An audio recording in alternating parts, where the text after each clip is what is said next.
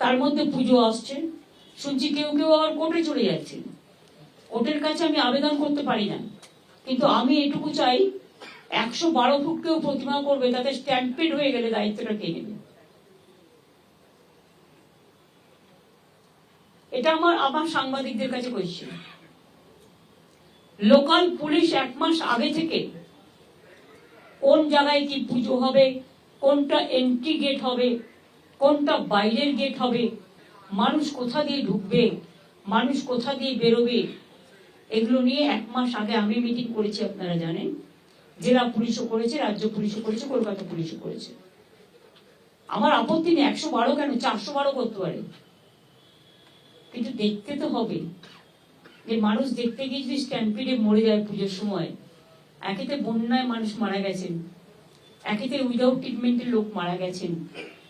দায়বদ্ধতা তো যে ক্লাব করছে তার উপর থাকে। দায়িত্বশীল হয়ে সবাই করুন, আমার কোনো আপত্তি নেই। আমরা চাই এমন কিছু করবেন না যাতে মানুষ কোন রকম ভাবে স্ট্যাম্পিড হয়। ক্লাবের ছেলেমেয়েরাই তো ভলেন্টিয়ার হয়, তারাই তো দায়িত্ব নিয়ে করে।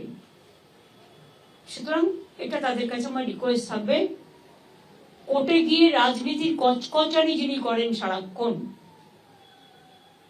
সব ব্যাপারে ইন্টারফেয়ার না করে, যদি আমি জিজ্ঞেস করি যে আপনি যখন মেয়র ছিলেন কলকাতায় কেন জল জমে থাকতো 4 দিন, একটা উত্তর দিন তো।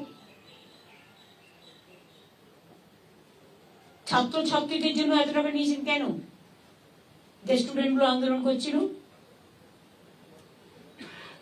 মানে এডুকেশন ডিপার্টমেন্টে?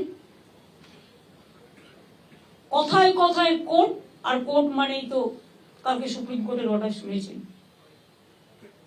আমরা কোনো জাস্টিস খারাপ হোক আমি চাই না, আমাদের পক্ষেও দেওয়ার দরকার নেই, কিন্তু যেটা জেনুইন বিচারের রায় যেন নীরবে নিভিতে না কাঁদে, আর এমন কোনো না কিছু না হয় যাতে মানুষ বিপদে পড়ে।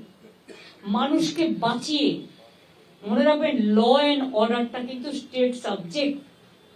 বন্যাও দেখতে হচ্ছে, সাপে কামড়ানোও দেখতে হচ্ছে, খেলাও দেখতে হচ্ছে, পুজোও দেখতে হচ্ছে, সবটা একসাথে। এখনো 2-3 দিন বৃষ্টি না কমলে যে কি হবে আমি জানি না। মহালয়াতেও ভরা কোটাল আসবে।